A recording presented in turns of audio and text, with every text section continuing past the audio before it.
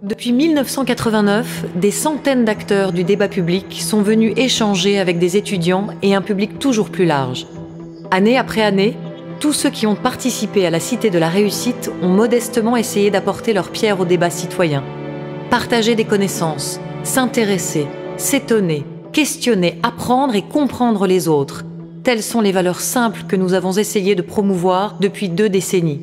Transmettre est consubstantiel à la nature humaine, qu'il s'agisse de la vie que l'on donne, du savoir que l'on partage, des biens que l'on lègue, des rites et croyances que l'on diffuse, oralement ou par écrit. La Cité de la Réussite est par essence le lieu où se jouent toutes les gammes de la transmission. On se presse au débat pour recueillir la parole et la pensée de celles et ceux qui s'obligent volontiers à transmettre leur expérience, leurs réflexions, leurs solutions ou leurs révoltes.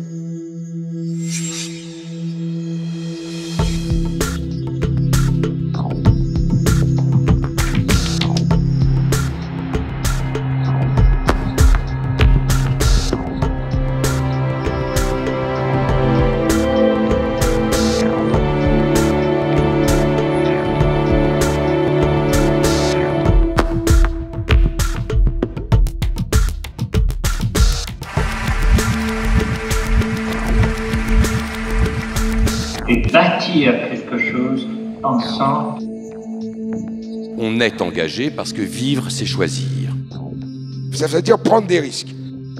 La réussite ou le succès, c'est une succession d'échecs qu'on surmonte, qu'on contourne. Il faut apprendre à apprendre. J'ai un rêve d'élever l'humanité par la danse. Quelle est l'œuvre d'art qui a pu transformer les gens autant que, je ne sais pas quoi, les 35 heures ou la retraite?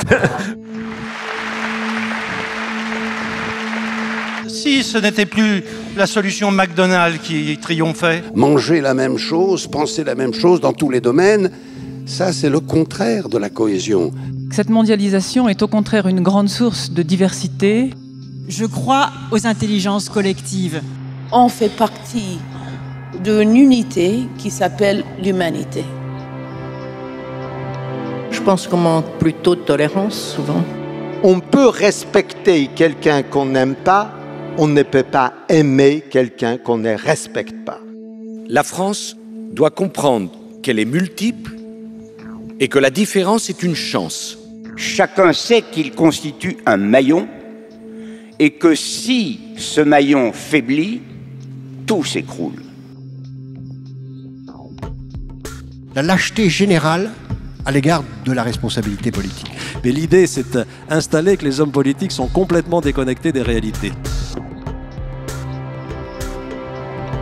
Nous sommes entrés dans un nouveau siècle et déjà il est en danger. L'expérience, c'est une lanterne qu'on a dans le dos et qui éclaire le chemin parcouru. La lutte contre l'incertitude, c'est ça notre destin. L'avenir va être absolument passionnant. Aussi, j'espère, mesdames et messieurs, bonjour. Je m'appelle Nicolas Rossignol, je suis journaliste, personne n'est parfait, et j'ai décidé de passer ce week-end avec vous. Comme n'importe quel journaliste, en fait, je ne connais pas grand-chose, donc je suis venu. Alors, il n'y avait pas de place dans la salle, on m'a dit de venir ici, mais je suis à votre place, en fait, pour poser aussi des questions. J'ai envie de rencontrer, j'ai envie d'échanger, j'ai envie de partager. J'ai évidemment quelques idées, et certainement quelques idées reçues, donc j'ai peut-être besoin de me prendre des claques aussi à ces idées reçues, mais j'ai surtout besoin d'avancer et peut-être d'apprendre à transmettre aussi. Et c'est ce que l'on va faire pendant 7h30 à peu près ensemble. Et vous savez, comme ça se fait, et comme on est presque en famille aujourd'hui, je vais vous demander d'accueillir surtout ceux qui ont accepté de passer cette matinée avec vous. Ce sont vos 3 invités, vous pouvez les applaudir.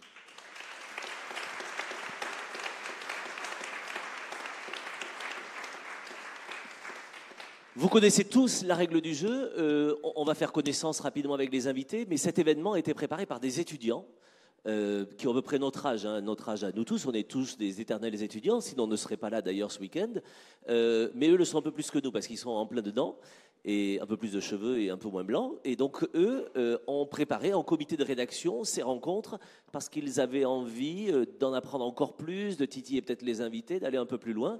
Donc je vais donner la parole très rapidement à un panel d'étudiants, ils se présenteront, et bien sûr juste après, vous donnez la parole parce que la parole sera libre.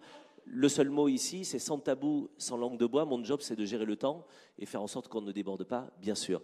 Je vais commencer directement pour que nos invités puissent se présenter. Catherine Pégard, je suis très heureux de vous retrouver ici. Vous êtes la présidente de l'établissement public du château, du musée et du domaine national de Versailles. Racontez-moi, pourquoi vous avez accepté cette invitation? Pourquoi venir parler du patrimoine culturel, un héritage à transmettre, puisque c'est le thème de notre conférence? Et finalement, est-ce que ça sert à quelque chose de transmettre? Si je vous dis que finalement un château, ce sont des vieilles pierres, que des vieux bouquins sous la poussière, ben, ils y sont bien, et que j'ai l'impression qu'en fait, quand on parle de patrimoine, on parle que de vieux machins. Pourquoi les sortir de la poussière pour les transmettre? Je pense qu'il faut que vous veniez à Versailles parce que vous verrez qu'il n'y a pas un grain de poussière. C'est vrai aussi. D'abord, c'est bien entretenu. Oui. Et plus sérieusement, je crois que c'est une vision assez erronée du patrimoine que de penser que c'est que nos établissements culturels, nos musées, nos châteaux sont des lieux morts. Ce sont des lieux qui vivent et qui vivent dans leur temps, comme ça a d'ailleurs été toujours le cas. On n'a rien inventé en voulant être aujourd'hui dans notre siècle. Et je crois que nous y sommes, et ça va être l'objet de ce débat. Nous y sommes évidemment pour transmettre le passé, pour le faire vivre dans le présent, et pour l'envisager tel qu'on doit le transmettre aux générations futures. Mais ce lien passé, présent, futur, il est inscrit dans la définition même du patrimoine. Je crois qu'on y reviendra un peu plus tard. C'est la définition de l'UNESCO, c'est la définition de ma mission pour préserver ce patrimoine. Et je crois que si j'ai accepté de venir ici aujourd'hui, c'est pour deux raisons. C'est justement pour montrer que ce patrimoine est bien vivant, que ce patrimoine, il a besoin de tous et il a surtout besoin des jeunes. Puisqu'on parle ici sans tabou et sans langue de bois, le problème, c'est que les jeunes doivent venir à Versailles et que là aussi, on pourra en parler, il faut leur donner le désir d'y venir, la curiosité pour Versailles. Françoise L'Héritier, qui nous a quittés il y a quelques jours, disait que la curiosité avait été le moteur de sa vie. Je crois que c'est peut-être la devise qu'on devrait tous prendre aujourd'hui quand on parle de la transmission. Et la deuxième raison pour laquelle je suis venue, elle est plus personnelle, c'est que j'étais journaliste au moment de la création de la Cité de la Réussite. Au Point. Que j'ai participé à l'engagement du Point dans la Cité de la Réussite et que je crois que c'était une bonne idée. Et que je suis heureuse de fêter l'anniversaire de la Cité de la Réussite. C'était une bonne idée, la preuve. Merci beaucoup Catherine Pégard. Françoise Banat-Berger, vous êtes la directrice des Archives nationales. Même question et même impertinence. Finalement, les archives, pourquoi est-ce qu'il faudrait les transmettre? Vous, votre job, c'est de stocker des vieux papiers, d'en faire des pyramides, de caler des meubles peut-être avec. Et finalement, en quoi ce serait utile de le transmettre? Alors, ça fonctionne, ne vous inquiétez pas. Des vieux papiers, peut-être qu'il y a des vieux papiers, puisqu'aux Archives nationales, le plus ancien remonte au 7e siècle, il s'agit d'un papyrus. Oui. Mais il n'y a pas que des vieux papiers, puisque les dernières choses qui sont rentrées, c'est les fichiers bureautiques du gouvernement de François Hollande. Ah. Donc, probablement... Ça vieillit vite, hein, ce genre de choses, mais... Justement, on est là pour ça. Probablement que cela rejoint exactement ce que disait Catherine Pégard, à savoir que les archives, c'est éminemment vivant. C'est éminemment vivant parce que les archives, si elles existent au départ, leur première raison d'être, c'est de faire preuve, de rendre témoignage des activités, certes, des gouvernements, mais aussi des activités et des droits de l'ensemble des citoyens, puisqu'en fait, des traces des activités des citoyens se retrouvent par millions dans nos archives.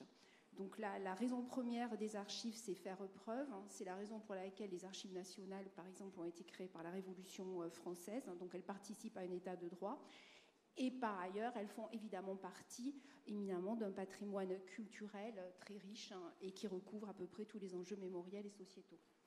Et j'ai hâte que vous nous racontiez aussi tout cela. Et Odon Vallée, que j'ai le plaisir de retrouver à chaque édition autour de conférences passionnantes. Cher Odon, vous êtes professeur de sciences des religions à la Sorbonne. Alors, vous aussi, hein, comme ces dames, vous avez une carte de visite en format A3 recto verso. Donc, je vais passer sur toute votre vie, votre œuvre. Mais on vous connaît. J'ai besoin de comprendre, vous, pourquoi finalement il serait utile de transmettre, alors notamment la culture des religions, puisque c'est notamment l'une de vos spécialités, mais finalement ça sert à quoi de transmettre tout ça quand d'aucuns pensent parfois que c'est un peu vieillot, un peu suranné et pas si utile que ça? Qu'est-ce que vous me rétorquez? Alors, transmettre, bon, les religions, ça fait pas mal de temps que ça existe.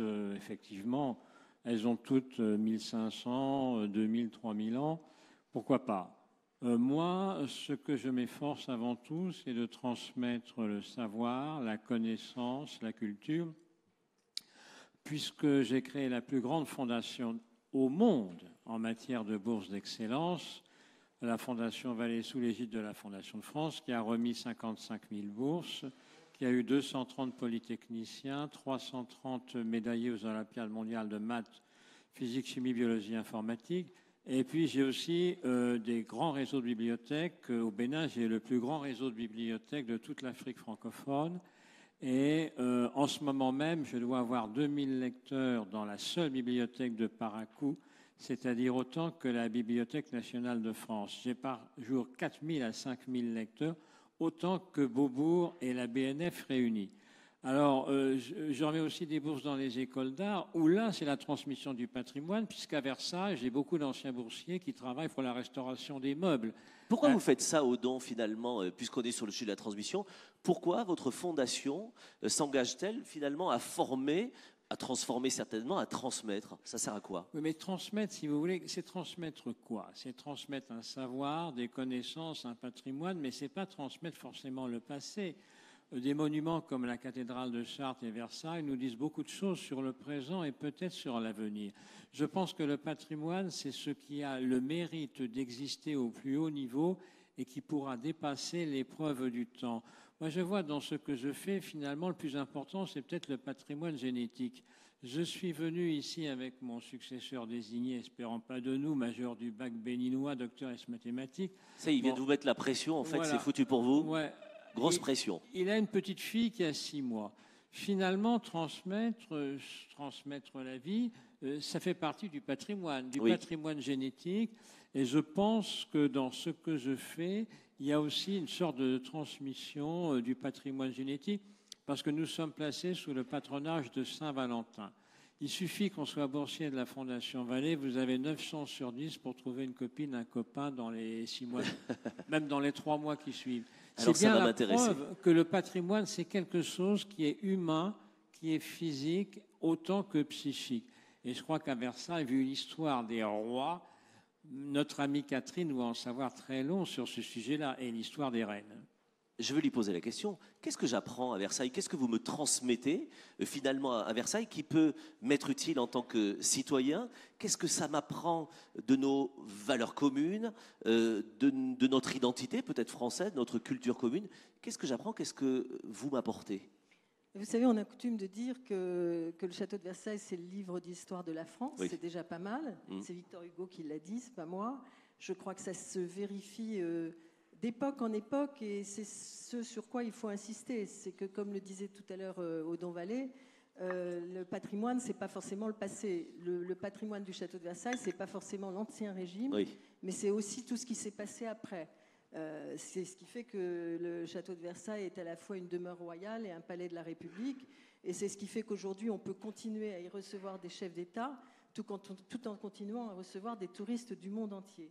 Et vous pourriez voir en venant à Versailles en ce moment une exposition consacrée aux visiteurs de Versailles au XVIIIe siècle qui nous permettent de visiter Versailles avec leur regard. Et on s'aperçoit que déjà à cette époque, c'était un lieu ouvert au public, déjà un lieu ouvert à la création, bien évidemment, mais déjà un lieu ouvert à la transmission et au rayonnement. On venait chercher à Versailles des recettes, pour des recettes même quelquefois au sens propre, des recettes de la gastronomie, mais pas seulement. On y voyait la mode, on y étudiait l'étiquette à la cour. Et si on prend l'exemple de Pierre le Grand, dont on a beaucoup parlé cette année, eh ben Pierre le Grand était venu s'inspirer de ce qu'il faisait à Versailles pour essayer de le transposer en Russie et pour moderniser son propre pays. Et je crois que rien n'a changé depuis. Le château de Versailles reste ce lieu de l'innovation, de l'excellence, de la transmission des savoirs et des savoir-faire. Et c'est tout ça qu'on a à donner. Et donc, on est bien loin de l'univers poussiéreux dont vous parliez tout à l'heure. On est dans le présent et dans la vie d'aujourd'hui où chacun... Ce qui est intéressant, c'est que la diversité du château de Versailles est telle que chacun peut venir y chercher ce qu'il a envie d'y trouver. Dans la transmission, il y a le mot inspiration et finalement on vient s'inspirer à Versailles. Je viens m'inspirer dans les archives nationales finalement. Qu'est-ce que vous me transmettez? Qu'est-ce que vous m'apprenez, pareil, de mon identité, de ma culture, de mon appartenance en fait à une histoire de France, mais à une histoire mondiale? Qu'est-ce qui m'inspire chez vous? En fait, dans les services d'archives, pas uniquement aux archives nationales, on tisse l'histoire nationale à partir des millions d'histoires individuelles, avec chacun notre histoire. Oui. Évidemment, aux archives nationales, on va trouver les traces de tout ce qui a fondé les grandes décisions, les grandes fondations de ce qu'on peut appeler les documents de l'histoire, les grands documents de l'histoire de France. On a aussi un musée des archives nationales, oui, qui avait au départ cette ambition qui avait été créée au milieu du 19e siècle, avec l'idée de faire se promener des visiteurs au milieu des grands dépôts, qui sont des très beaux endroits sur notre site historique, pour aller comme ça de document à document, de grands documents de l'histoire de France, et aujourd'hui symbolisés par l'armoire de fer.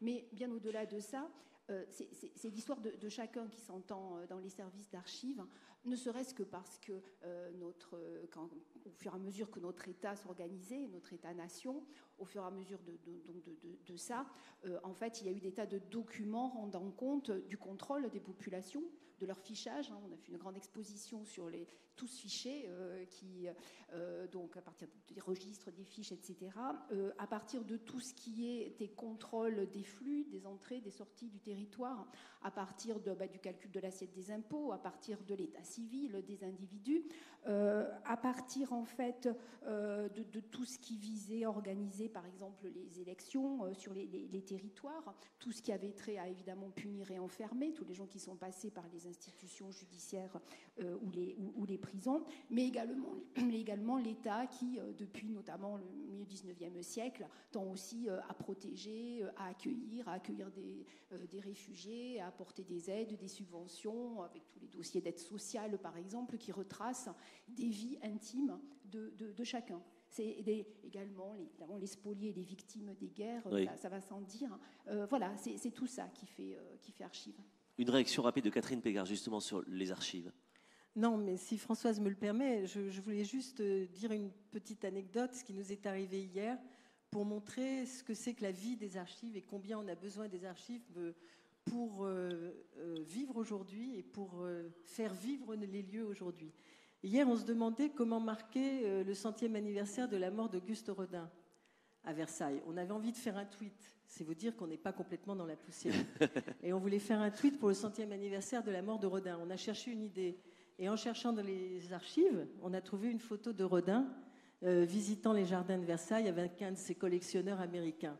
Au dernier moment, il était 19h. C'était tout juste pour fêter l'événement. Mais on l'a fait. Et je pense que ça montre tout ce que les archives peuvent nous apporter, parce que, accessoirement, en trouvant cette photo, on a trouvé aussi la carte de membre de la Société des Amis de Versailles que possédait Rodin en 1910. Donc c'est dire que tout d'un coup, en ouvrant une boîte, on trouve des tas de choses et on dévie d'un fil qui est le fil de l'histoire et qui est surtout le fil de la vie. Vous avez fait tweeter Rodin, en tout cas c'est super bien. Je vais donner la parole aux étudiants juste après vous, au Don Vallée. Cette histoire de transmission, c'est aussi une histoire de famille. Vous êtes finalement le père, alors je ne sais pas s'il est spirituel, je ne sais pas si vous l'êtes d'ailleurs spirituel, mais vous êtes en tout cas le père de tous ces étudiants, de ces milliers d'étudiants auxquels vous permettez d'apprendre, de se cultiver. C'est une histoire aussi de paternité, de maternité, la transmission du patrimoine. Vous jouez ce rôle-là ? Dans le micro, ça m'arrange, hein, vous savez. Oui, je ne sais pas, je trouve que cette année, je fais une série de conférences. Je commence à Henri IV sur le corps, le genre et le sexe dans les grandes traditions et religions. Et je dis en gros que les notions de paternité et de maternité ont complètement été bouleversées parce qu'aujourd'hui, nous ne concevons plus l'homme et la femme de la même façon. Et être femme ou être homme, c'est beaucoup moins différent que ça ne l'était autrefois. Moi, je n'ai pas de paternité spéciale. Je dis toujours aux jeunes que j'aide, vous avez des parents, remerciez-les, ils vous ont donné la vie, et vous avez des professeurs, remerciez-les, ils vous ont donné leur savoir. Mais la transmission, ça se fait énormément des bons profs aux bons élèves. Parce que quand vous prenez les meilleurs lycées d'ici, mettons de Paris, les meilleurs profs ont les meilleurs élèves et les meilleurs élèves ont les meilleurs profs. En réalité, il y a une sorte de correspondance entre les deux.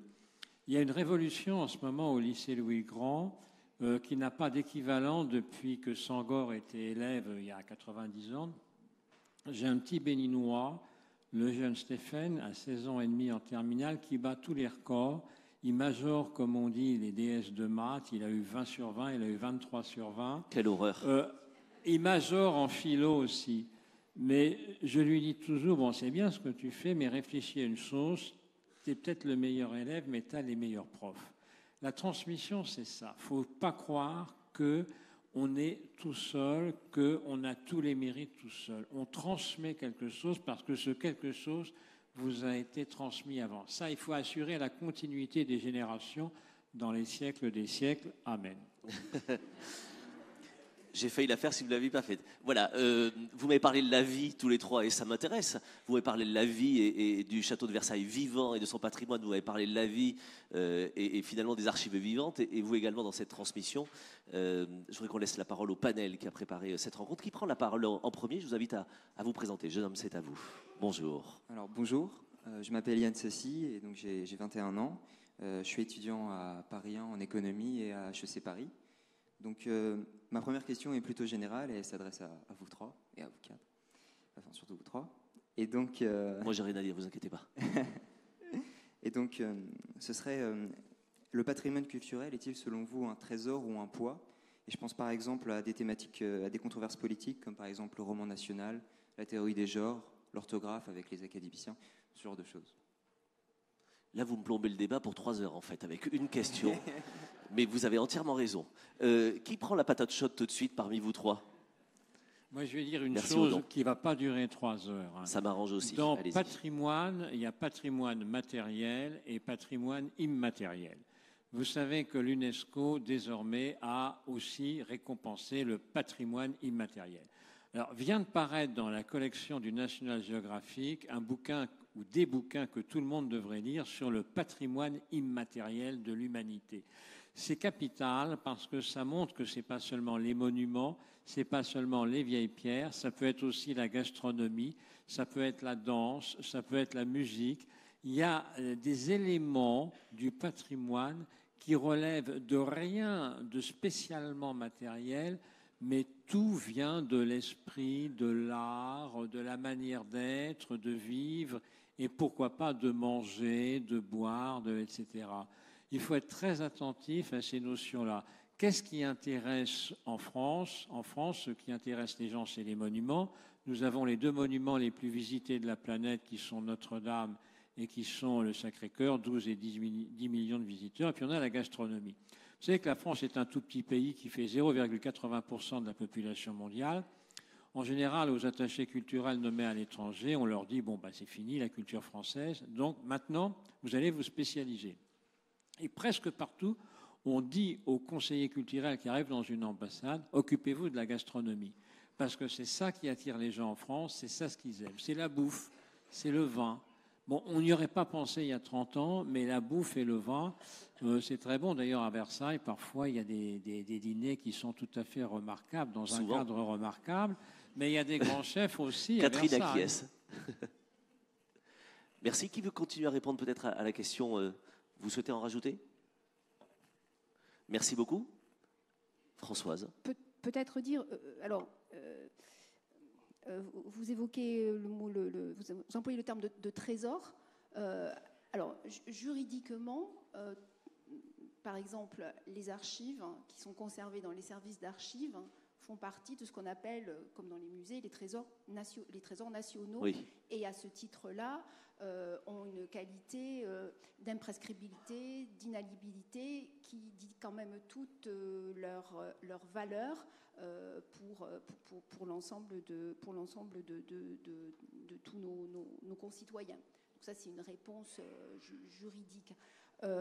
Et ce qu'évoque aussi le mot trésor, c'est qu'est-ce qu'on considère comme peut-être comme trésor Donc, dans les archives, il y a eu une vision au XIXe siècle, celle du XIXe siècle, qui était une vision positiviste et un peu d'antiquaire. Et la preuve, c'est qu'on arrivait à dire finalement que les grands documents, ils contenaient dans une armoire, qui était l'armoire de fer, qu'on avait construit exprès, et dans lequel, pour les constituants, c'était quoi les trésors? C'était les minutes des lois et des décrets qu'ils étaient en train d'écrire, de construire. Et puis, c'était aussi les formes et les timbres des assignats, parce que donc les archives avaient cette valeur de garder la preuve. C'était ça. Et puis après, ça a été un peu plus étendu. Et quand on fait un livre sur les grands documents à partir des archives, on en prend 150 qui font à peu près tous les temps. Mais après, on peut imaginer maintenant une vision beaucoup plus d'aujourd'hui et beaucoup moins positiviste et qui élargit cette notion et qui fait que finalement, quand on a construit le nouveau site des Archives nationales à Pierrefitte, il y a à Pierrefitte-sur-Seine, et c'est pas pour rien que c'est à Pierrefitte-sur-Seine sur un territoire bien particulier, celui de Plaine Commune. En fait, il y a un énorme coffre-fort en aluminium qui contient en fait 250 km d'archives, sans compter les archives nativement numériques. Et aujourd'hui, ces 250 km linéaires d'archives sont tous à prendre avec la même... il faut les soigner de la même façon les uns et les autres parce qu'ils sont très divers et ils reflètent toute la diversité en fait de nos problématiques, de nos enjeux et ils aident à constituer la connaissance. Merci. Merci pour ces éléments de réponse. Petite remarque. Petite alors, et je prends l'autre question. Ce qui a été dit est très important. L'écrit n'est pas mort devant l'écran. Bien sûr, le gros problème de l'écrit, c'est la conservation. Vous avez tout à fait raison. Mais ne croyons pas que désormais, avec l'immatériel, avec le virtuel, avec la numérisation, le patrimoine écrit va mourir. C'est pas vrai, il va pas mourir, il faut s'en occuper, ce qui est très difficile, surtout dans les pays qui ont un climat chaud et humide. Bien sûr. C'est capital. Et je vous signale que dans mes bibliothèques, le taux de croissance des lecteurs par an est de 20%, ça double en 3 ans et demi et ça quadruple en 7 ans, ce qui est la preuve que l'écrit demeure. Allez voir le traité de Versailles dans les archives des affaires étrangères et le traité de la conférence de Berlin en 1884, vous apprendrez des choses incroyables mais vraies. Merci. Hop, je passe à une autre question et vous préciserez ensuite sur d'autres choses certainement. Bonjour. Bonjour. Gwendoline, étudiante en droit et en histoire de l'art à Sacé à la Sorbonne. Vous avez parlé du patrimoine matériel, vous avez parlé du patrimoine immatériel, vous avez parlé de la définition qui est donnée par l'UNESCO, ou au moins de la liste qui est donnée par l'UNESCO. C'est quoi votre définition du patrimoine? Catherine Pégard. Moi, je vous l'ai dit en commençant, et j'ai même pris la citation exactement parce que je crois que c'est important et que ça permet de lancer la discussion. Les termes employés par l'UNESCO, c'est le patrimoine et l'héritage du passé dont nous profitons aujourd'hui et que nous transmettons aux générations à venir. Je crois qu'on ne peut pas mieux dire et qu'on ne peut pas mieux faire le lien entre le présent, le passé et le futur. C'est la définition de l'UNESCO et comme vous le savez, le château de Versailles a été l'un des premiers monuments inscrits au patrimoine de l'UNESCO et donc c'est inscrit dans ma mission de faire vivre le patrimoine sous cette forme. Et je pense que c'est peut-être une définition qui peut paraître un peu rébarbative. Encore une fois, je pense que le patrimoine, si je donnais une définition plus personnelle, c'est s'approprier ce qui est le plus intemporel, le plus universel, le plus divers. Alors, c'est incarné par le château de Versailles, mais pas seulement. Hein. C'est incarné par tous les monuments que l'on peut visiter, et pas seulement les grands. On peut avoir la même émotion devant une petite église en Bretagne que devant le château de Versailles. Et je pense que c'est plus une affaire de sentiment, et c'est pas seulement une affaire ni d'expertise, ni de connaissance, c'est aussi une affaire d'intérioriser ce patrimoine comme un élément de notre vie.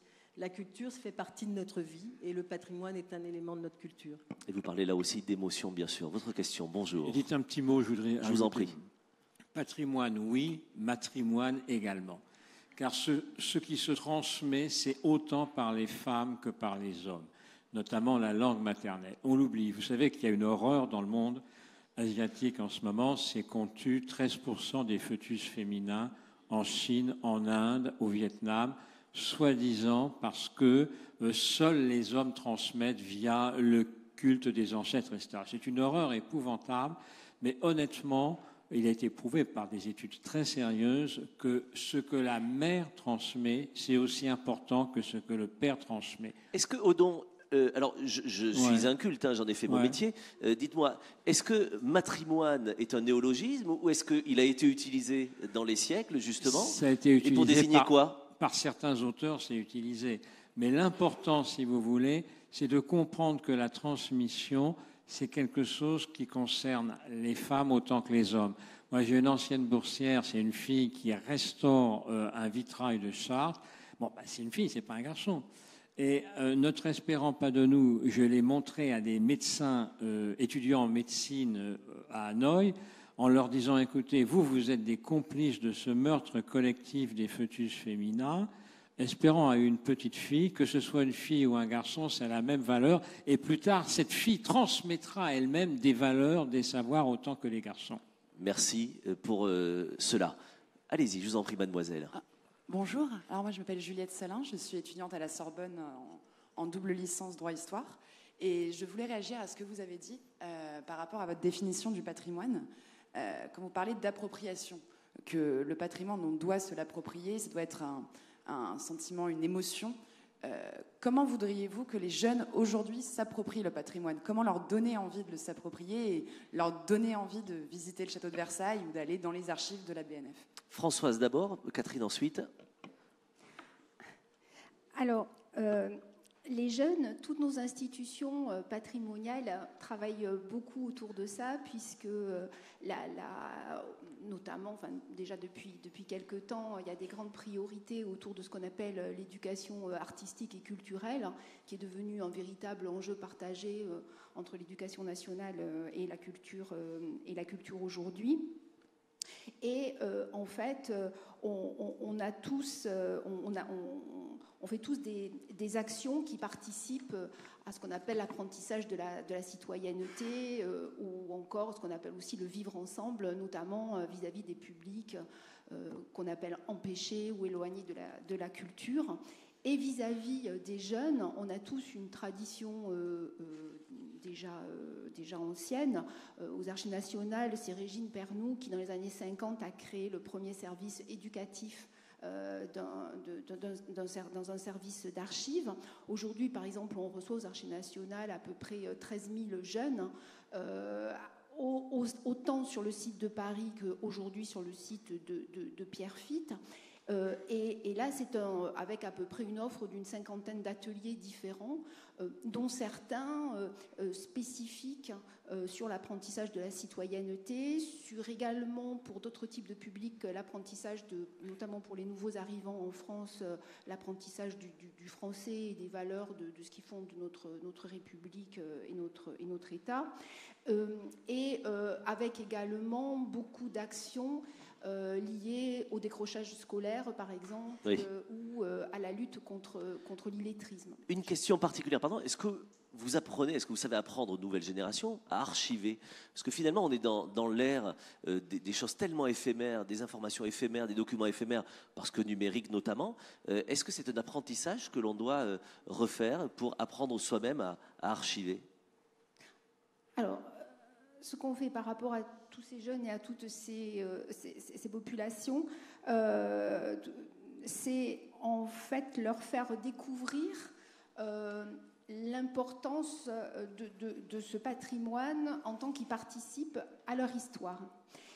Par là même, ils découvrent la multiplicité de nos métiers, oui, et la beauté que ça consiste de protéger ce patrimoine, tout ce qu'on fait pour le protéger, et ils comprennent qu'en le protégeant, en fait, on en devient fier et on veut le préserver. Donc j'imagine que derrière, ils ne regardent plus tout à fait de la même manière un papier, quel qu'il soit, ou un tweet, oui, avant et après leur venue aux archives. Et quand tout à l'heure, je voulais juste évoquer un exemple.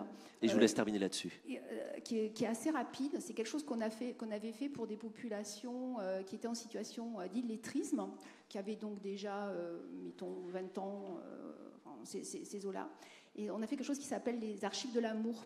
Et en fait, les archives de l'amour, on leur avait choisi, en fait, avec une association qui s'appelle Savoir pour réussir, on ne faisait pas tout ça tout seul, bien sûr, on leur avait choisi 4 ou 5 très beaux documents parlant d'amour depuis le XIIIe siècle jusqu'à nos jours, qui étaient des documents difficiles d'emblée, difficiles à lire, difficiles à comprendre, à décoder, parce que portant le langage de chaque période. Et chaque jeune s'en est emparé avec nous tous pour construire une exposition pour présenter à leur façon ces documents-là et ensuite se faire les commissaires de ces expositions et le présenter oralement, ce qui était un défi assez extraordinaire, mais qui alliait une extraordinaire qualité dans ce qui avait été fait à partir aussi du matériau qui était d'une extraordinaire qualité. C'est une manière de transmettre où l'on apprend en tout cas que l'amour s'archive. Merci pour ça. Catherine Pégard, votre réaction à cette question?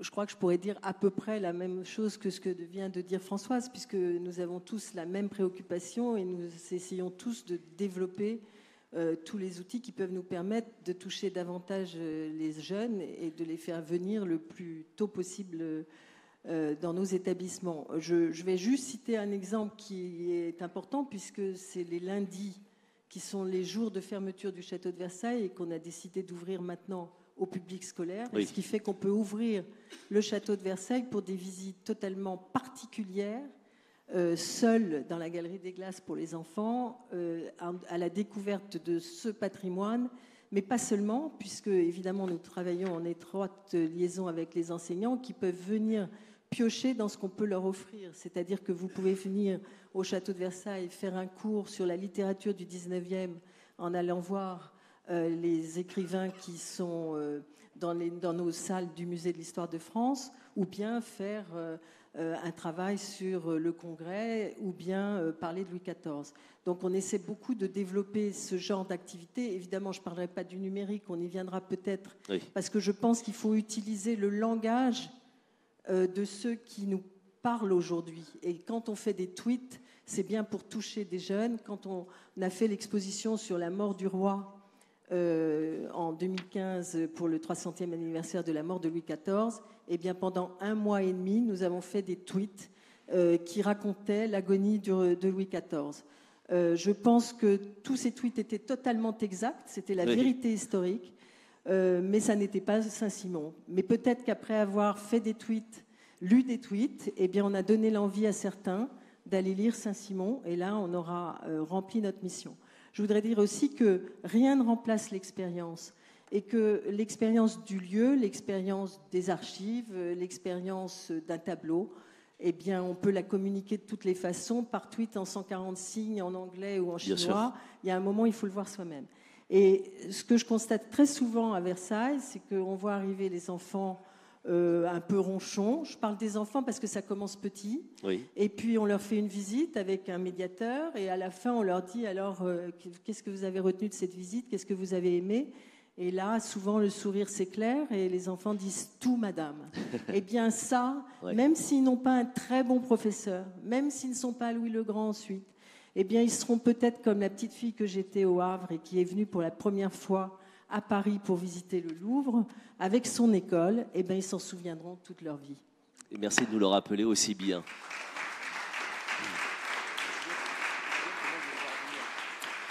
Autre question du panel d'étudiants. Bonjour. Bonjour.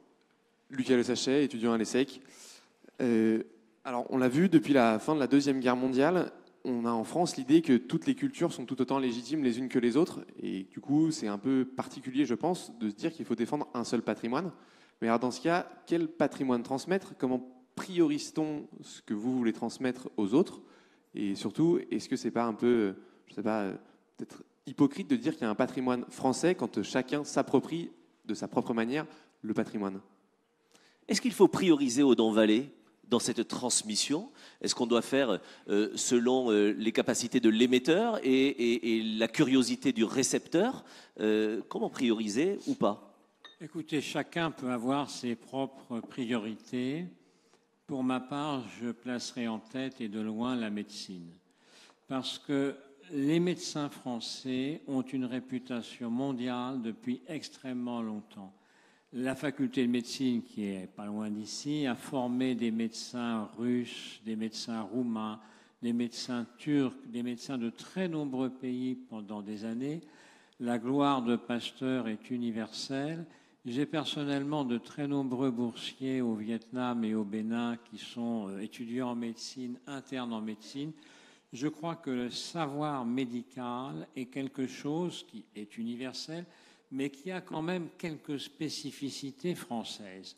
Quand on voit nos prix Nobel de médecine, quand on voit aussi la réputation de certains grands services hospitaliers, quand on voit le nombre de chefs d'État qui se font soigner en France, on peut le dire.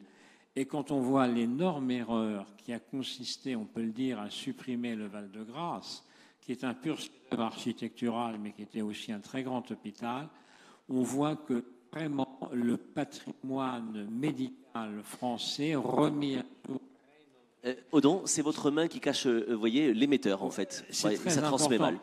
On vient avec Espérant là, d'acheter pour mes étudiants en médecine béninois des ouvrages qui ont maintenant e-book, car il faut arrêter d'opposer l'écran et l'écrit.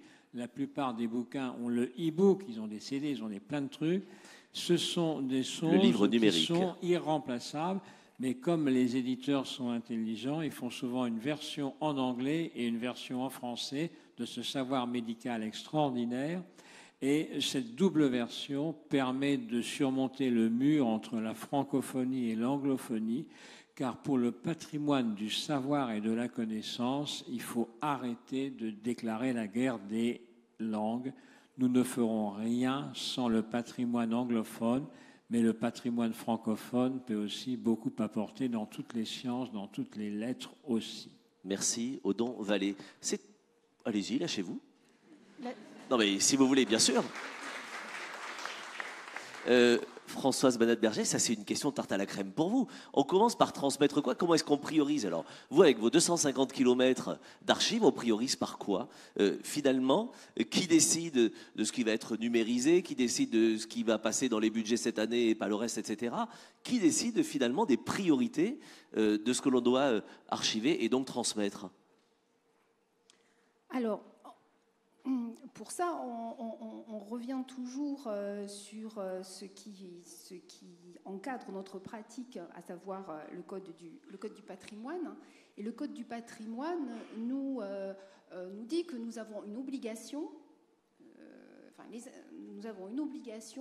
de prendre en charge et de conserver pour toujours les archives qu'on appelle publiques, c'est-à-dire, quel que soit leur support, leur âge, qui ont été produits par des services publics ou des organismes privés dans le cadre de leur mission de service public, qu'on a donc l'obligation de les conserver pour justement les transmettre aux générations futures.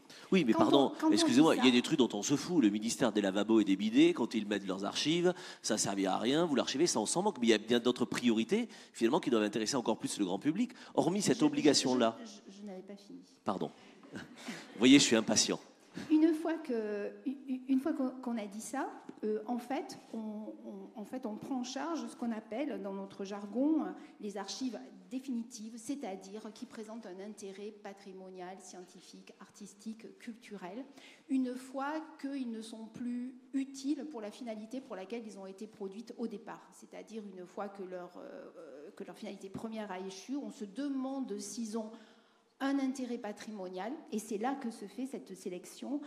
En fait, en gros, on pourrait dire qu'on archive à peu près 5 à 10% de la production de nos administrations. Oui. À côté de ça, et donc, qu'est-ce qu'on archive là-dessus? Évidemment, les documents qui témoignent en fait des prises de décision, comment se prend une décision au niveau d'un gouvernement, voilà. Ce qui témoigne d'un droit, et pour lequel il faut conserver, en fait, que ce soit pour les États ou que ce soit pour les citoyens, etc.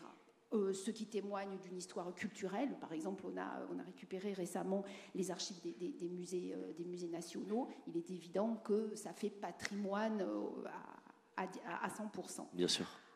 Au-delà de ça, on choisit de prendre en charge ce qu'on appelle des archives privées qui nous sont soit données, soit déposées. On peut aussi en acheter. Ça peut être aussi par dation, l'exemple célèbre des archives Picasso. Oui. Donc, et ces archives privées, là, c'est un choix très subjectif. Souvent, ça rencontre un donateur qui vient nous rencontrer pour des tas de raisons, et chacun a un peu sa spécialité entre nos différentes institutions. Par exemple, nous, on collecte beaucoup d'archives privées d'hommes et de femmes politiques. On collecte pas mal d'archives de femmes depuis, en fait, depuis un certain temps, notamment qui reflètent des grands enjeux sociétaux. On a également, comme des archives également d'hommes et de femmes scientifiques. Voilà, on a un certain nombre de zooms qui sont un peu notre identité parce que voilà, ça s'est un peu fait en complémentarité avec la BNF, avec d'autres services d'archives, évidemment.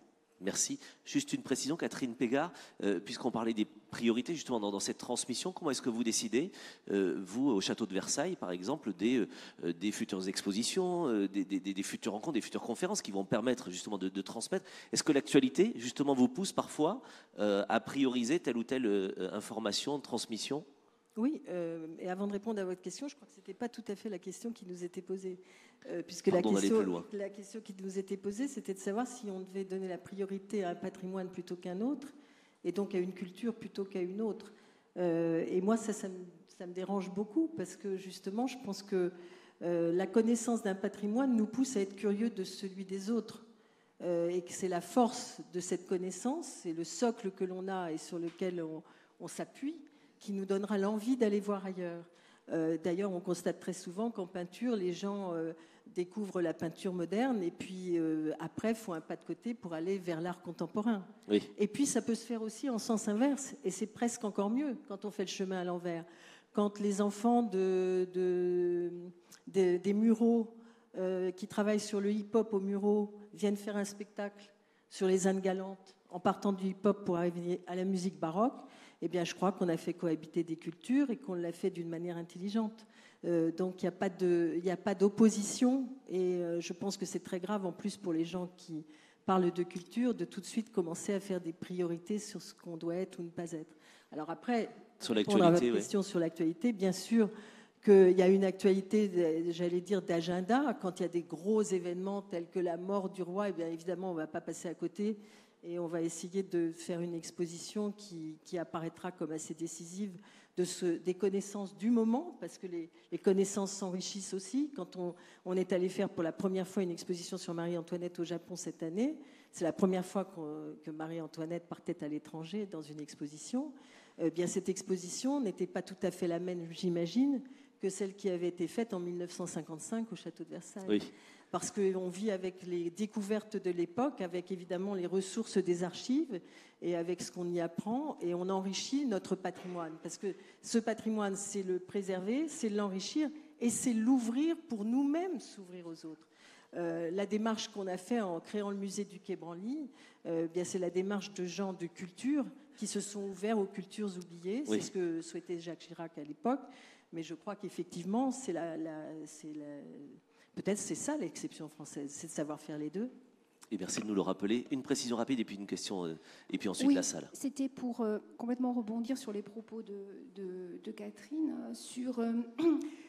Par exemple, quand les Archives nationales se sont installées sur le site de Pierrefitte, qu'est-ce que ça voulait dire qu'une grande institution nationale s'installe sur ce territoire-là ? Eh ben, ça nous oblige notamment vis-à-vis de toutes les populations et de tous les jeunes de ce territoire. Et de la même façon, on essaie, en mêlant archives, pratiques artistiques, d'arriver à créer le mieux. On a par exemple récupéré en 2015 à la médiathèque de Saint-Denis un manuscrit totalement oublié d'un opéra de Campra.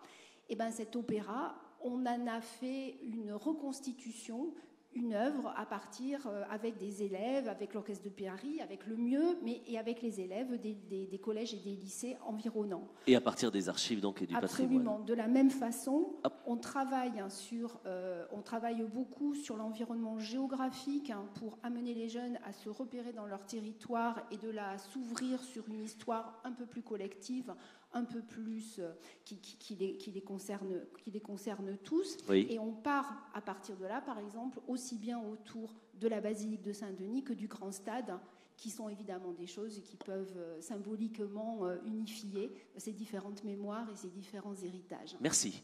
Une question encore des étudiants et juste après la salle. Oui, donc ce serait toujours pour continuer sur ce sujet.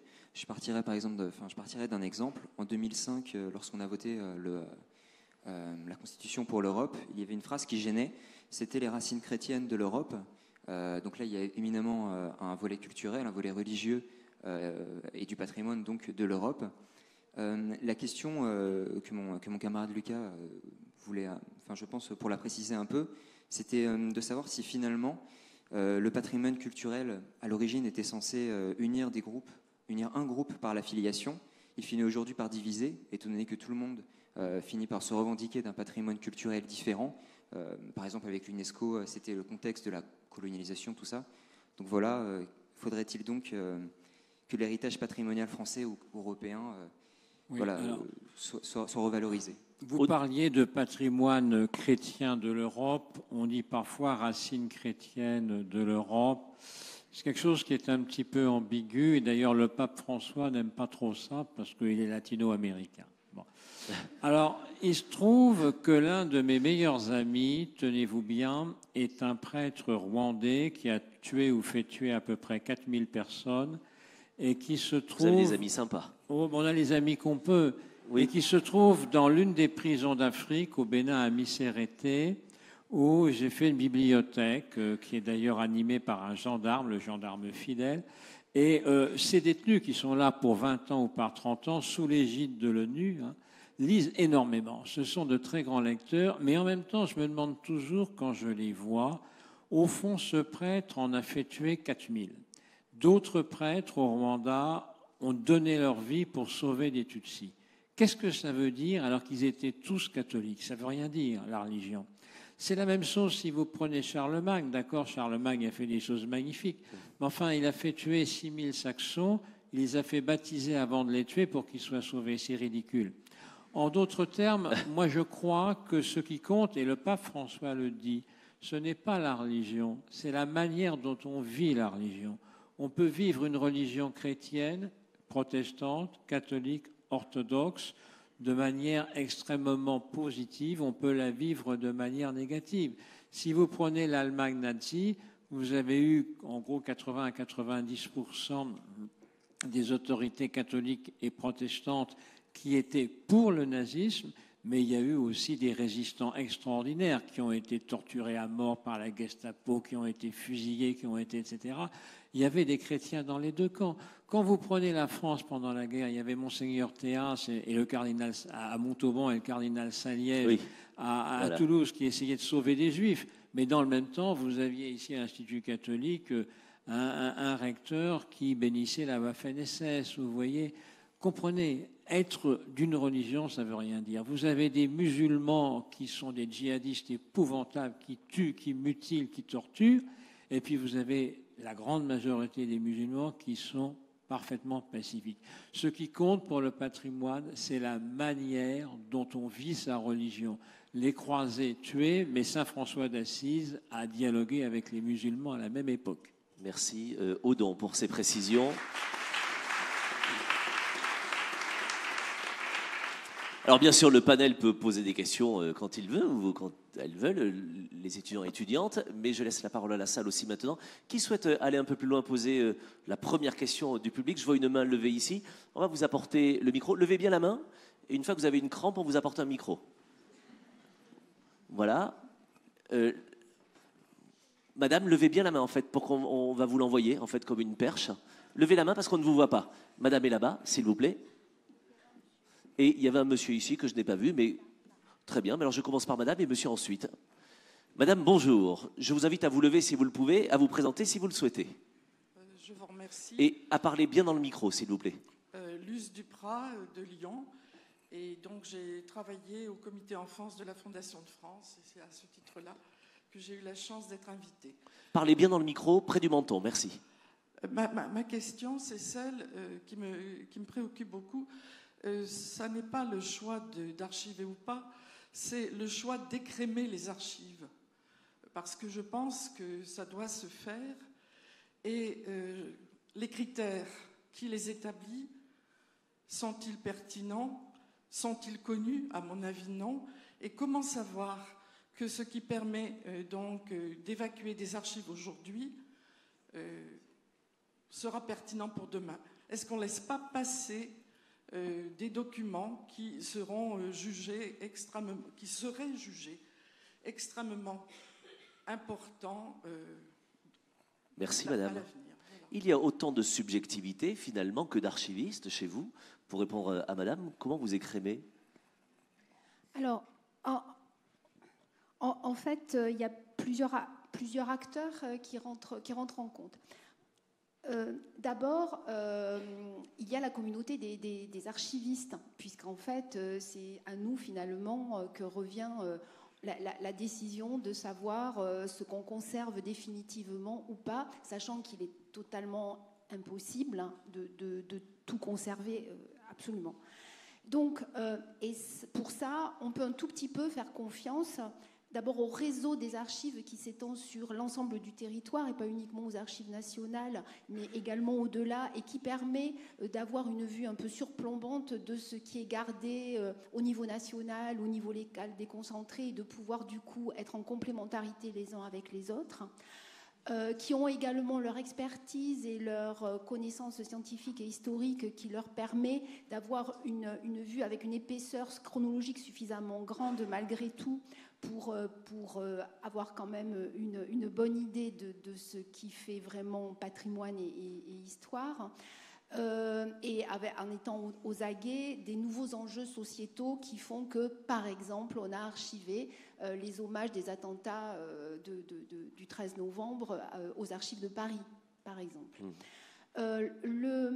L'autre communauté, c'est ceux qui nous ont versé, nos administrations, nos services, etc., avec qui il y a un dialogue avec ça. Par exemple, très récemment, on a pris des décisions sur ce qu'on conservait, des restes et des traces du dernier casier judiciaire national papier.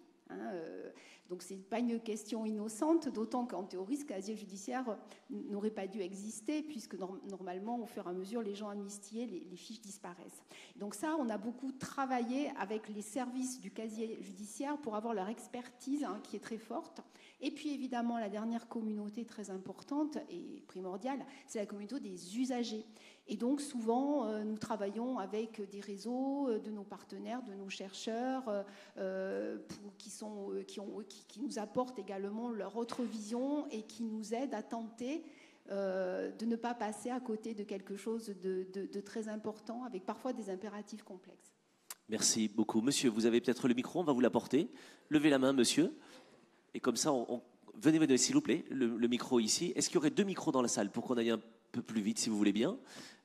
Monsieur est ici sous le rétroprojecteur. Est-ce qu'il y a une autre question anticipée pour tout à l'heure? Monsieur, bonjour. Bonjour à tous. François Valfard, je suis un ancien ingénieur en système d'information à la retraite.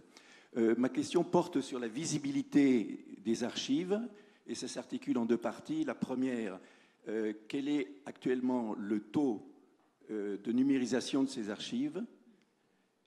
Et y a-t-il un programme qui découle par derrière? Et la deuxième partie, y a-t-il des archives que vous qualifiez de définitives qui ne sont pas transmissibles et pourquoi?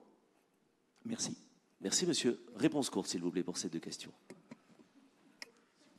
Alors, la visibilité des ressources archivistiques, elle se trouve aujourd'hui grâce au site internet, et notamment il y a un portail national qui vient de se créer il y a quelques mois qui s'appelle France Archives et qui recense en fait les ressources de l'ensemble des services sur le territoire, également des affaires étrangères et de la défense et d'autres services.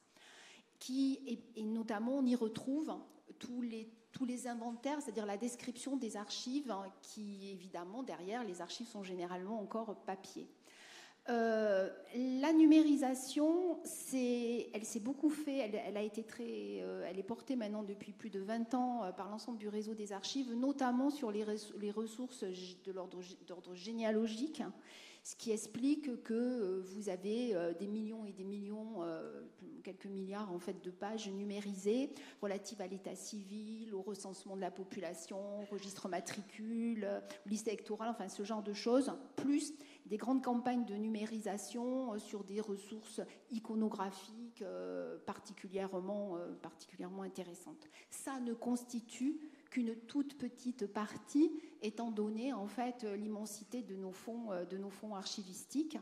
Et on a des programmes de numérisation, nationaux ou pas, qui sont avec des subventions croisées, qui permettent d'avancer plus vite, parce qu'on sait bien que l'enjeu, c'est beaucoup ça. Et puis, on a nos archives nativement numériques, qui commencent à arriver de plus en plus dans nos services.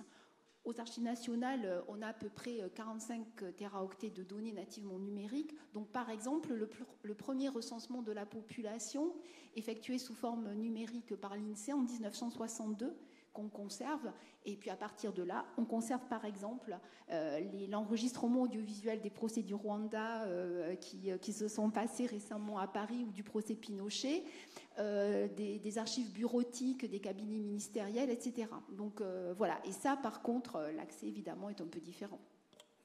Merci beaucoup. Autre question dans la salle peut-être? J'ai une question ici au premier rang. Monsieur, bonjour. Oui, bonjour à tous. Je suis Thierry Vincent, je m'occupe de la promotion des chantiers écoles pour restaurer du patrimoine en déshérence avec des jeunes sans qualification encadrés par des compagnons du devoir. Et c'est le sens un peu de ma question. Le thème aujourd'hui, c'est la transmission et le patrimoine. Au-delà des grands établissements qui ont su faire vivre dans la durée des grands monuments, j'ai pu voir à travers les années et ma rencontre avec de nombreux maires qu'il y a des tas de patrimoine en déshérence. J'en ne citerai qu'un, et je pourrais en citer des dizaines, et c'est un peu l'objet de la mission de Stéphane Bern, le château de Villers-Cotterêts, qui est en déshérence depuis 20 ans, qui est aussi historiquement très important. Comment l'État peut-il accepter de laisser de tels lieux en déshérence, sachant que dans d'autres pays, le patrimoine aurait été une priorité nationale? Monsieur, comme l'État n'est pas là pour vous répondre, je vais peut-être demander à Catherine Pégard. Comment ça? Non, mais bien sûr que si. Mais je veux dire, Catherine Pégard s'occupe du château de Versailles. Si je lui demande si elle veut nous donner la moitié de son budget pour Villers-Cotterêts, c'est peut-être le sens aussi de votre question. Oui, c'est un peu brutal. J'étais pas préparé. C'est un peu brutal parce que, effectivement, Villers-Cotterêts est un cas dont tout le monde se saisit. Et je crois savoir d'ailleurs que dans le programme patrimoine qui a été annoncé par Madame la ministre hier, Villers-Cotterêts est une priorité. Je pense qu'il ne faut pas être trop sévère pour la France et pour la manière dont la France s'est occupée de son patrimoine. Je pense qu'en effet, nous avons un des plus beaux patrimoines mondiaux et qu'on a fait beaucoup pour ce patrimoine et qu'on continue à faire beaucoup. Oui. Alors il faut faire plus. Cette loi qui est en préparation veut faire plus, et plus sans doute pour des lieux oubliés. Alors j'aurais un petit peu tendance à parler aussi pour les grands lieux comme le château de Versailles. On croit que tout va bien au château de Versailles, tout va bien au Louvre, tout va bien partout. C'est un effort de tous les instants. On n'imagine pas en effet la complexité. On n'imagine pas que le château de Versailles est un chantier permanent, et que la difficulté qu'il peut y avoir dans une église de Bretagne ou à Villers-Cotterêts, eh bien cette difficulté, elle est démultipliée au château de Versailles. Aujourd'hui, on commence les travaux de restauration de la chapelle royale. Si cette chapelle était dans un lieu autre, indépendant du château de Versailles, on ne verrait qu'elle, et on ne verrait que son mauvais état. Oui. Et on viendrait dire, mais que fait l'État? On ne s'est pas du tout occupé de la chapelle royale de Versailles. Donc c'est dire que la problématique de l'entretien du patrimoine est une problématique complexe, et qu'effectivement, il y a un devoir d'alerte pour essayer d'entretenir ce patrimoine. Peut-être que le reproche qu'on peut se faire collectivement, et encore que ce soit très difficile, c'est que quelquefois, on renonce à l'entretien de bons pères de famille et on attend que les choses soient très abîmées pour commencer à faire de très gros travaux qui sont d'autant plus coûteux. Donc, si je peux juste parler de ma petite expérience depuis quelques années à Versailles. Je dirais qu'il faut qu'on soit de plus en plus vigilant sur les travaux d'entretien. Au quotidien. Alors ça, c'est pas glamour, hein, parce que quand vous faites des travaux d'entretien au quotidien, personne n'en sait rien. Bien sûr. Nous, on a on a 2300 pièces à restaurer, donc tout ça est très, très, très complexe. Mais je pense que si on a une priorité, c'est celle-ci. Et par ailleurs, je pense qu'il ne faut pas du tout opposer, ça serait une erreur, d'opposer les petits aux grands. Il y a des difficultés pour le patrimoine dans son ensemble, il n'y a pas de patrimoine privilégié ou pas privilégié. Il y a simplement un devoir vis-à-vis de notre patrimoine, et c'est notre devoir à tous. Merci beaucoup de l'avoir rappelé ici. Question, j'ai une main levée ici. Allez-y, je vous en prie. Madame, et ensuite madame qui a levé la main, et je peux regarder de tous les côtés pour n'oublier personne. Hop, hop, hop. Non, mais allez-y, je vous en prie, sur votre lancée, pardon. Bonjour, je vous invite à vous lever si vous voulez bien. Comme la presse internationale vous filme, en fait. C'est le quart d'heure de gloire offert à chacun. Bonjour madame. Bonjour, je m'appelle Eva Biel, je suis écrivaine. J'ai une question par rapport à la transmission dont vous parlez, qui est en fait qui relève du politique, la transmission de la culture. Donc, par exemple, la bibliothèque Marguerite Durand, qui est menacée, dont le lieu est menacé de fermeture, ou du moins d'être déplacé dans un lieu en dehors de Paris, beaucoup plus petit. Qu'est-ce que vous pouvez en dire aujourd'hui?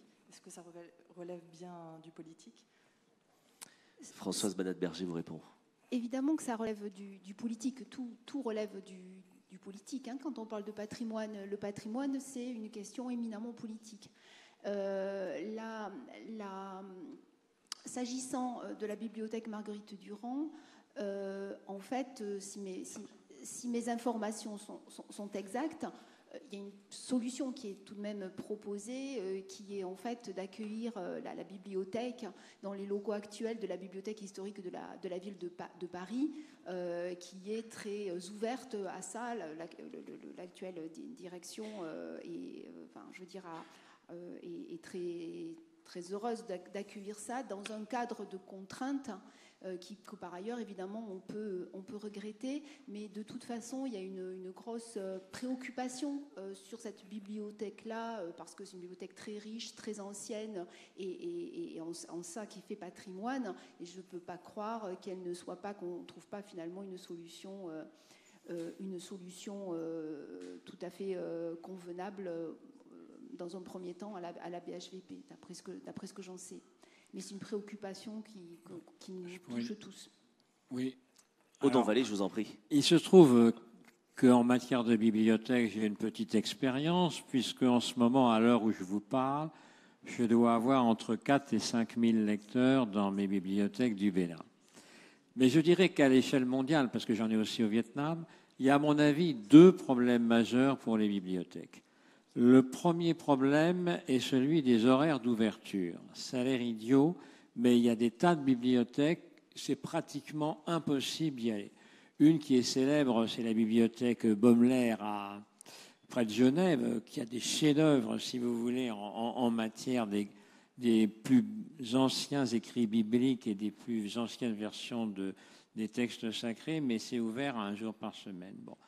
La question est centrale. Ce qui a fait le succès de Beaubourg, c'est que c'est ouvert de midi à 22h tous les jours de la semaine, y compris le dimanche. Hein.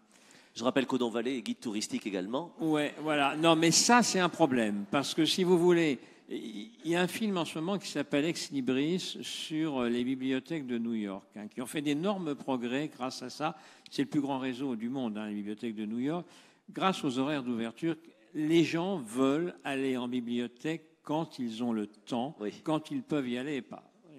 Le deuxième problème, et je vous laisse terminer là-dessus, c'est le rapport nombre de lecteurs par coût. Le rapport peut aller de 1 à 100. Il faut qu'on trouve les moyens d'avoir des bibliothèques très fréquentées, il y en a quelques-unes dans le quartier, et qui ne coûtent pas trop cher.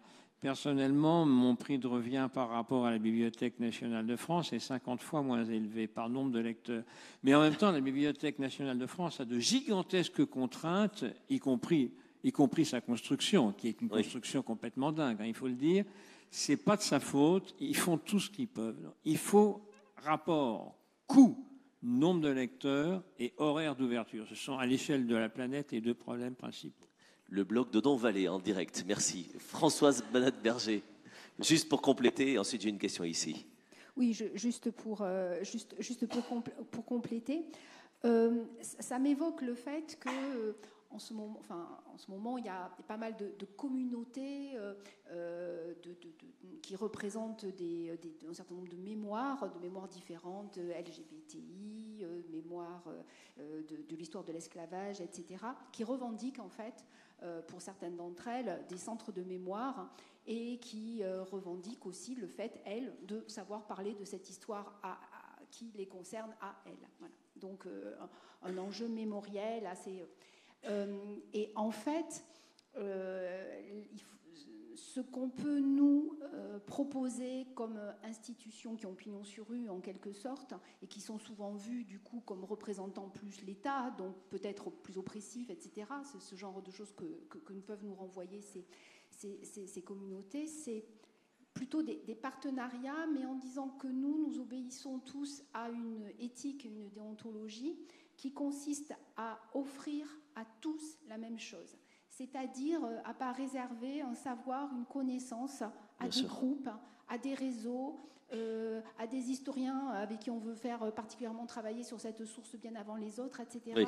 Et que donc ce devoir de neutralité totale, travailler sur tous les savoirs, sur toutes les opinions, et pour tous, et gratuitement, c'est quand même quelque chose que nous, on peut apporter en lien et en partenariat avec d'autres initiatives plus communautaires ou mémorielles. Et qui doit être très complexe, certainement. Madame, bonjour, je vous invite à vous lever. Bonjour, Claire Blattery. J'appartiens au pôle transmission de l'Académie de l'Opéra national de Paris. J'étais professeur relais au château de Versailles pendant 1 an. Donc, j'ai appris beaucoup de choses, justement, en tant que professeur relais, donc au service éducatif et culturel avec Emmanuel Marquier. Et je voulais aborder la question de l'évaluation. Dans quelle mesure peut-on évaluer l'impact de la transmission de cet héritage? Dans quelle mesure, en fait, vous avez pu faire une visite au Louvre en tant qu'enfant, venant du Havre, et que dans quelle mesure ça a pu justement, dans quelle mesure on peut évaluer justement l'impact de ces visites, de ce contact, de cette transmission de cet héritage. Moi, je trouve ça très important de se dire, tiens, comment on pourrait évaluer cet impact-là auprès des jeunes, j'entends bien. Merci.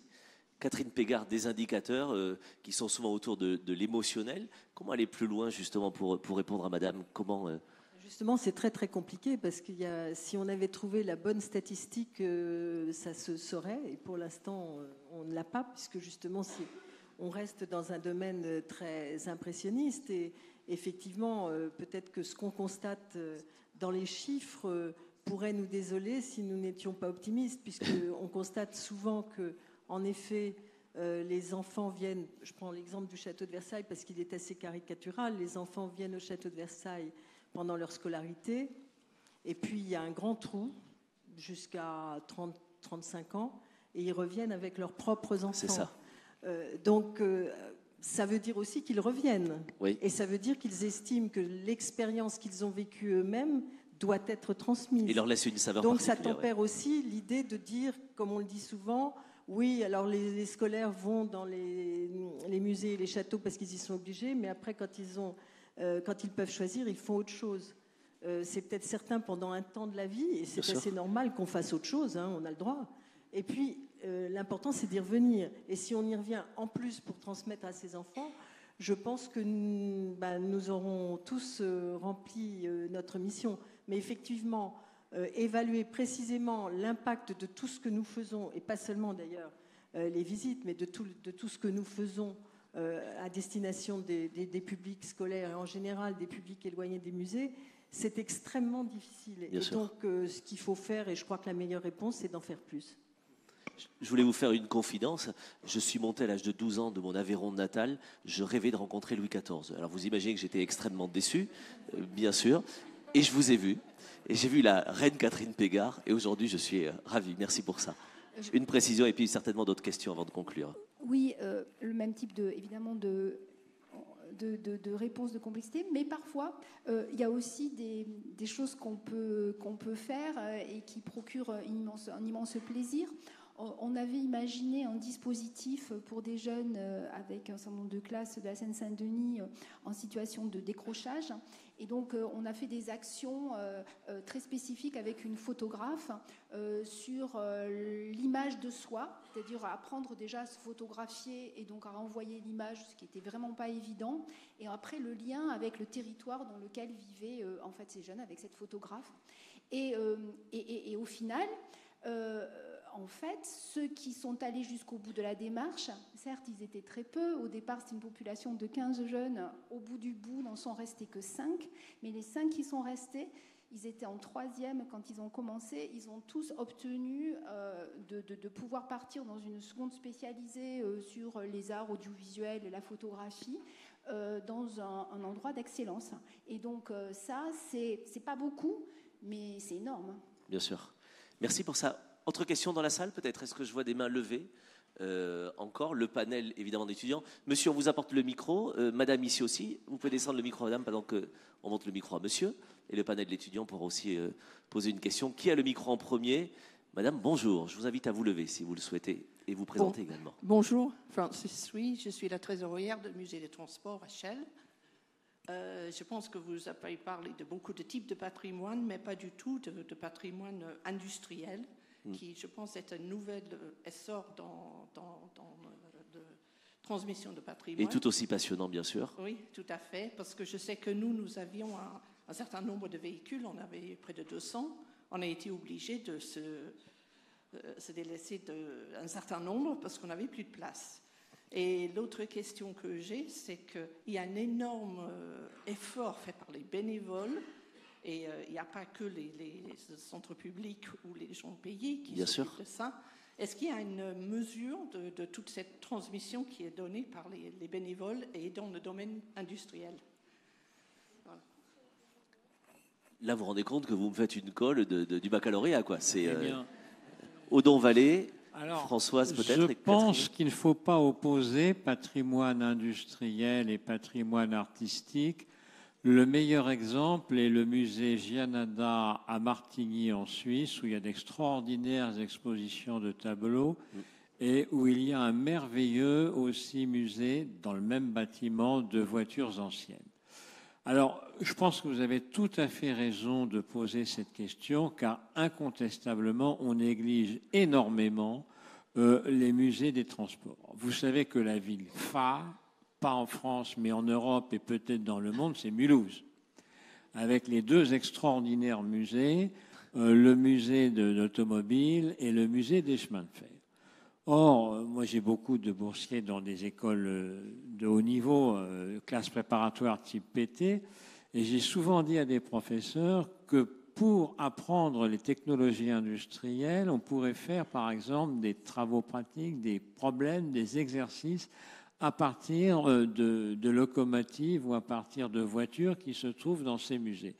Et je regrette énormément que les livres scolaires n'en parlent jamais. On pourrait faire vivre ces musées par des calculs de puissance, montrer comment dans les locomotives on est passé d'un rendement de 10, 20, 30, 40 jusqu'à 80%. Et qu'est-ce que c'est que la puissance d'un moteur par rapport au nombre de tours minutes, etc. Il y a des choses passionnantes à faire qui pourraient vraiment intéresser beaucoup les élèves. On ne le fait pas assez. Vous avez raison de le dire. Et les musées des transports pourraient jouer un rôle beaucoup plus important dans l'actualisation du patrimoine des transports. Merci. Françoise et Catherine, allez-y pour les amis des transports, vous pouvez applaudir. Je ne veux frustrer personne. Odon Vallée nous parlera tout à l'heure du musée du Maroilles aussi, enfin, puisqu'il connaît la France des musées, cher Odon. Juste un truc, Françoise et Catherine, dans la deuxième partie de la question, il y a aussi l'importance finalement du bénévolat, l'importance du rôle de chacun, de chaque citoyen, aussi de faire vivre et de transmettre le patrimoine. Derrière l'engagement des bénévoles, il y a cette question. Vous avez des bénévoles qui vous aident aux archives? Vous avez des bénévoles au château? Racontez-nous. Alors oui, la participation en fait des publics à l'enrichissement de nos patrimoines est de plus en plus importante, et on est tous de plus en plus dans une posture de ce qu'on appelle la co-construction. Il y a eu longtemps en fait une posture des experts qui seuls pouvaient faire un certain nombre de choses. Et puis, en fait, maintenant, la prise de conscience que non, pas du tout. En fait, on a en face, ça a été évidemment facilité avec Internet, avec les réseaux, avec la plus grande facilité de s'adresser à des communautés qui n'étaient plus uniquement en présentiel. Et donc, en fait, on a pris conscience à quel point on avait en face de nous des énergies et des expertises diverses, variées et formidables et qui demandaient qu'à s'investir. Donc, dans le secteur des archives, par exemple, on conduit énormément de dispositifs participatifs où, en fait, les publics enrichissent nos inventaires, font de l'indexation d'une manière très poussée, signalent des erreurs. On peut également leur donner des images mal identifiées où on ne connaît pas tel personnage ou tel lieu et qu'ils identifient. Ou bien également, on a aussi aujourd'hui des choses qui s'appellent par exemple les grandes collectes d'archives. Ça a commencé avec les commémorations de la guerre de 14-18. Oui. Et ça a été une aventure conduite avec d'ailleurs la Bibliothèque nationale, une très belle aventure qui a consisté sur toute la France à faire venir dans les services d'archives et les bibliothèques tout le monde qui est incroyable, arrivé oui. avec ces archives et ces souvenirs en fait de la guerre de 14 qu'ils ont déposés ou dont ils ont demandé la numérisation, peu importe, mais ils ont donc participé très très concrètement à cette grande histoire qu'on est tous en train de commémorer, et autre participation également des citoyens. On fait tous de plus en plus du mécénat participatif, où on demande de plus en plus aux concitoyens de participer à l'achat ou à la restauration de tel objet, de telle œuvre, de telle archive. Et là aussi, vous êtes tous au rendez-vous. La transmission, c'est aussi l'engagement de chacun des citoyens, qu'ils soient bénévoles, qu'ils soient mécènes. C'est ce que vous cherchez aussi au château de Versailles. C'est pas grave.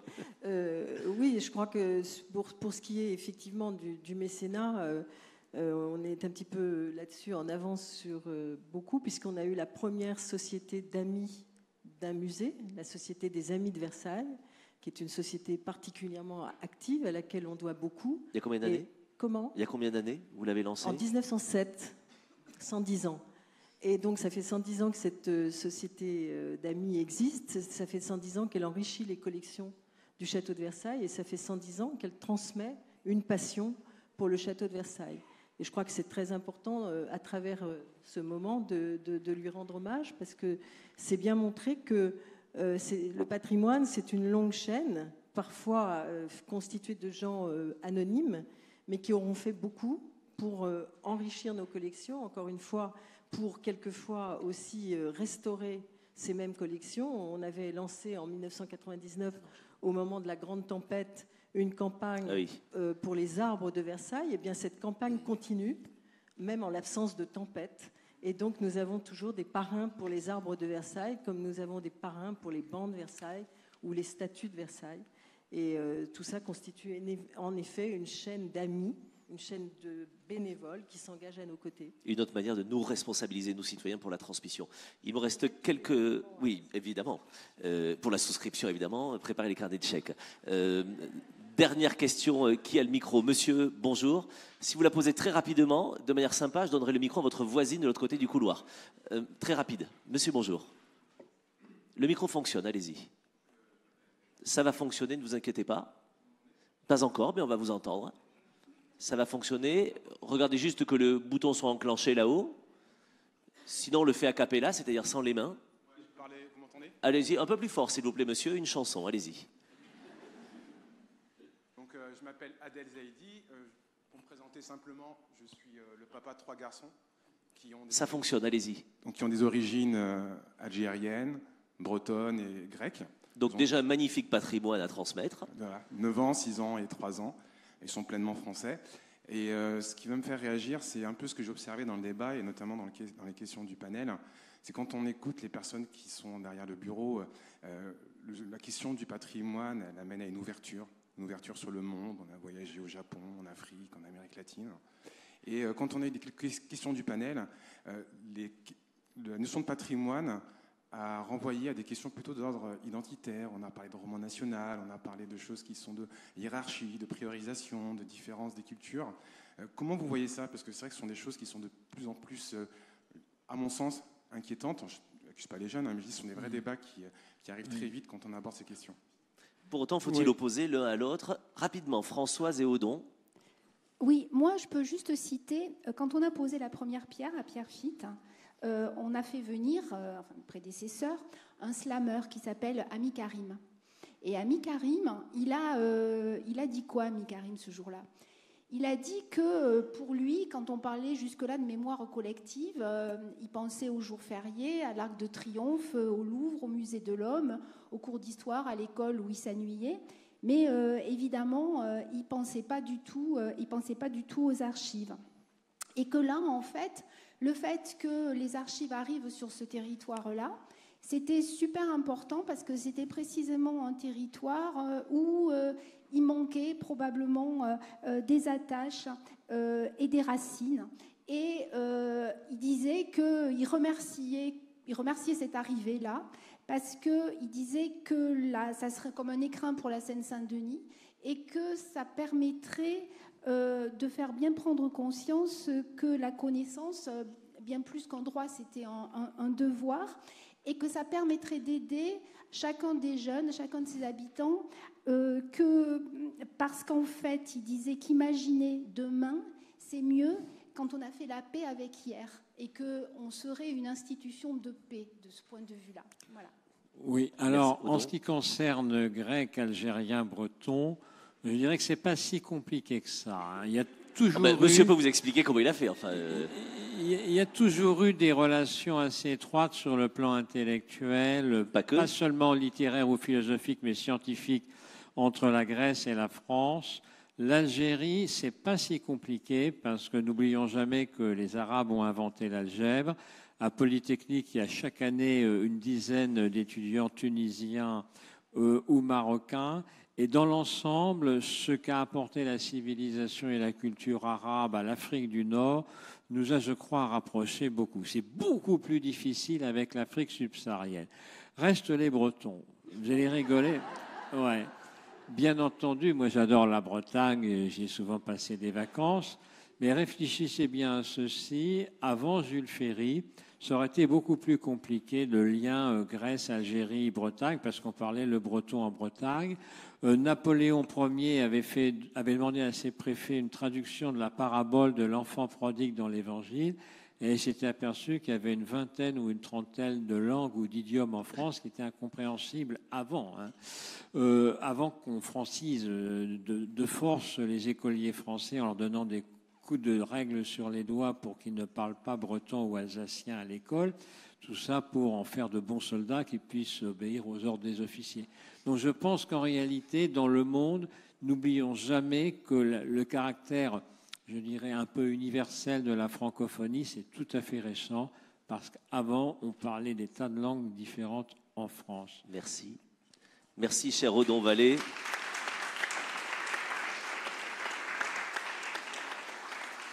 Odon, je vous adore aussi pour ça, c'est que ce n'était pas du tout la question qu'il vous avait posée. Mais que finalement, votre réponse nous convient formidablement bien. Mon métier est un métier de frustration, bien sûr, parce que la pendule tourne. Je vous présente mes excuses, madame, et puis tous les autres, bien sûr. Pour autant, la bonne nouvelle, c'est que vous avez tout le week-end pour continuer à échanger sur ces thématiques. Je vais demander le mot de conclusion à chacune et à chacun autour de cette table. Finalement, vous avez envie que l'on retienne quoi, que l'on reporte avec quel mot sur ce patrimoine culturel d'héritage à transmettre? Vous avez envie que l'on retienne quoi? Si c'était un mot, ce serait quoi? Odon Vallée. Merci beaucoup, Françoise Banat-Berger. Bah oui, je veux bien que vous me disiez un mot. Je suis sympa, je refile une deuxième conclusion. Vous êtes sympa, mais je dirais qu'on le sait que vous êtes sympa. Par contre, ce qui me frappe énormément, c'est que nous avons un point de vue franco-français, ce qui est très bien. Mais encore une fois, la France, c'est tout petit. Il faut nous élargir à la notion de francophonie en pensant que 80% des élèves de langue française sont africains. 80%. Mais il faut surtout s'ouvrir énormément à ceux qui sont d'une autre culture. Bien sûr. Une culture chinoise, une culture indienne. N'oubliez pas, les 3 pays au monde qui ont le plus de bâtiments au patrimoine mondial de l'humanité, c'est l'Inde, l'Italie et le Mexique. 3 très belles civilisations. Merci Odon Vallée pour ce mot. Votre mot de conclusion, allez-y, je vous en prie. Françoise Banat-Berger, votre mot de conclusion. Que ce qui nous unit tous, pour nous qui avons la chance de travailler sur le patrimoine, ce qui nous unit tous, c'est le fait qu'on participe, grâce à ça, au vivre ensemble. Et quand je dis au vivre ensemble, c'est au vivre ensemble dans une perspective dynamique qui fait que ce patrimoine, il n'est pas unique, il n'a jamais été unique, il a toujours été totalement divers, et qu'on fait vivre tous ces patrimoines divers, que ça ne nous pose strictement aucun problème, et qu'on sait apporter le même soin et la même envie de transmettre à tout cela, des plus modestes aux plus extraordinaires et aux plus prodigieux. Voilà. Merci beaucoup aussi à vous, Françoise Banat-Berger. Catherine Pégard, votre mot de conclusion. D'un mot, je crois en effet que le mot qu'on retiendra, c'est l'ouverture. C'est le mot qui me semble rassembler le mieux tout ce qu'on a pu dire dans cette matinée. Et je dirais que c'est l'ouverture de toutes les façons, et même en prenant des chemins de traverse, pas seulement en s'inscrivant dans des cadres qu'on croit déjà figés, déjà précis. Non, il faut prendre des chemins de traverse pour arriver à assouvir sa curiosité du monde. Ils étaient vos invités. Vous applaudissez Catherine Pégard, Françoise Banat-Berger, Odon Vallée. Merci beaucoup à tous les trois. Un petit... Vous savez quoi, on va peut-être pas y penser durant tout le week-end, mais je voudrais qu'ensemble on remercie aussi ceux qui, en coulisses, travaillent, c'est-à-dire les organisateurs, les bénévoles, les étudiants et les équipes techniques, voilà, au son, à la lumière. Et merci à vous. Bonne journée, bon week-end, régalez-vous.